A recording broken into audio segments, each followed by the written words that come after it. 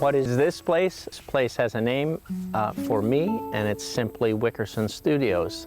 It's my first studio in my life. I began without thinking of a studio with walls, or a studio with synthetic light, or a studio with water and electricity and things like that. So it's not that the things built here are actually for facilitating certain processes. They can, but it's more the making of those things. And whereas a dwelling or a structure may appear that way, I rather think of it as a monument or a sculpture or a structure in and of itself.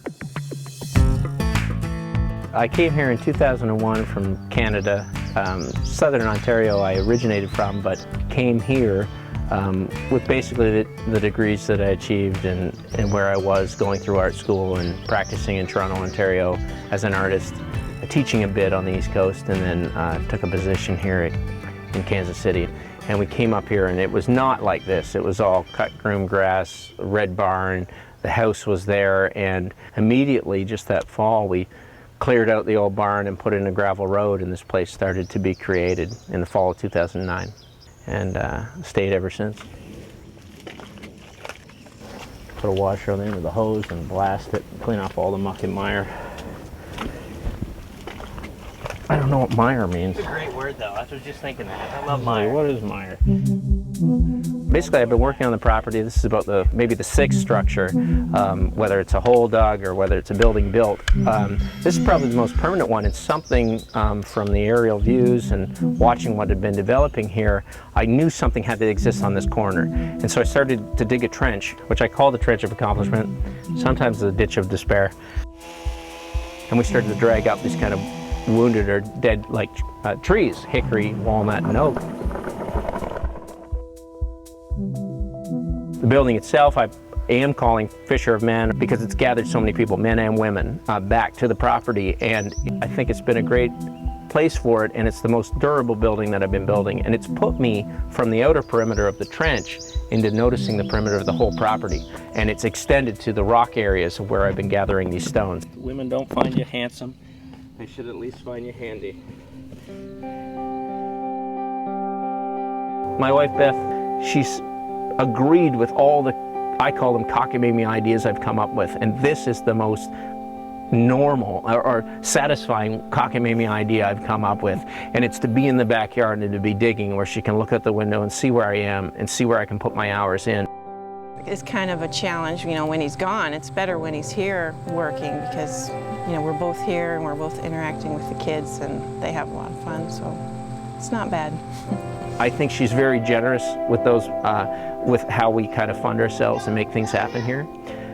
Why she tolerates me, I don't know. Oscar, 4-foot rule. You know what that means? Hold your hands outside the side. That's 4 feet. Being married to Michael is,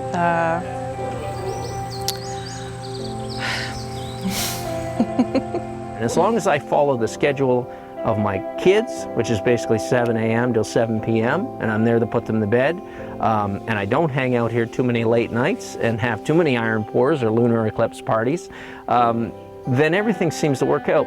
We go broke here and there all the time, but it's usually because of a photo shoot, it's usually because of a project or a show, or it's a new vehicle or something like that, or supplies. And I think we meet up on the same kind of concepts of what we're doing, and as long as I'm consistently passionate about things, I'm all right. They can be different things, but if I have the same passion about them, she's with me on them to support me.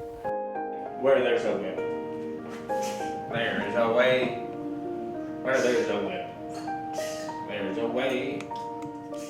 I think he's a good dad. He's concerned about his kids, and he spends a lot of time with them out here. We need people like him.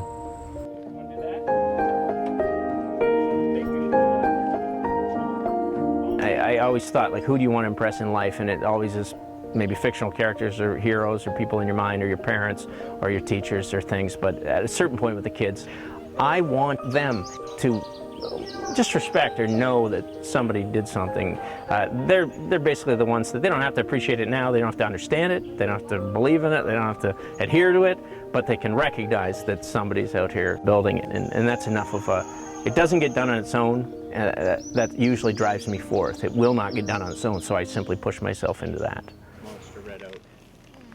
I've gathered people that have actually come here for companionship of just conversation and talk, maybe a lot of hard labor, and then we sit and chat. I have some people that come out and play music, and I have one fellow that's coming for a full year, and he's made 2 batches of beer with me in the kitchen, and that'll be a time for us to just talk. Weeds, because here it's become a haven for dragonflies and butterflies. Now it's a little wet still this morning, so they're not out.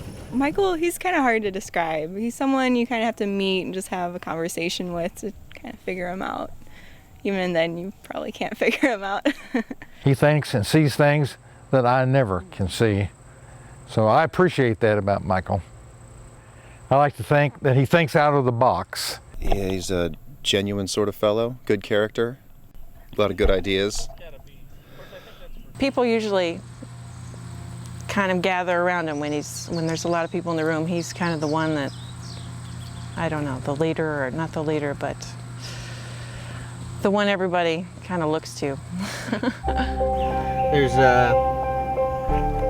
There's often a pretty thin division between professional artists and ego, and Wickerson is one of the few artists that I know who is really in it for the value of the work instead of touting around a finished product. And so just to have conversation, to enjoy shared collaboration, just to enjoy sweat and work, it's more than I would have hoped. So I love it. I can't wait to see this building finished. I want to hold some sweats in it when it's done. So I'm very excited with the people not to talk about what they think I want to be said or what I think it's about. I think very much the people here that I've invited are not students of mine. I don't think of being a teacher. I think there's something I can learn from every single one of them. The longer that I've known him, I've felt less and less like a student. Like, I still learn from him, but he's definitely really for people coming out and doing their own thing, whether it be artwork or writing. You know, he just kind of lets people come out and be inspired by the land, like, as they may. He brings a lot of energy everywhere he is. A lot of people look for inspiration, but Michael he brings it.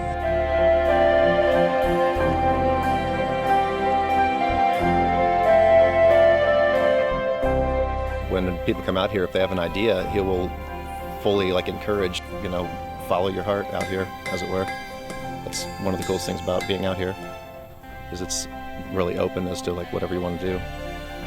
I want to be, for those people that do get associated with here, a backdrop, a theater, a stage set that their concept can take over. They can run with it, they can take it somewhere. And that's really how I conceive of the place. There's a certain level of your work, your sweat, the mud, it all kind of bleeds together into something. The tools and the gifts and generosity of others are getting more and more, but it's all the individual ideas of what they want to do. And I let people call it what it is. If you call it a chapel and understand what a chapel is to you, call it that. If it's a place of meditation, call it that.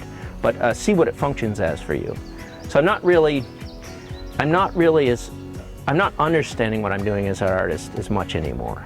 And I'm questioning it daily out here. And I'm having conversations with people coming out to help define it. There's not a goal here. It is a little bit of purposelessness.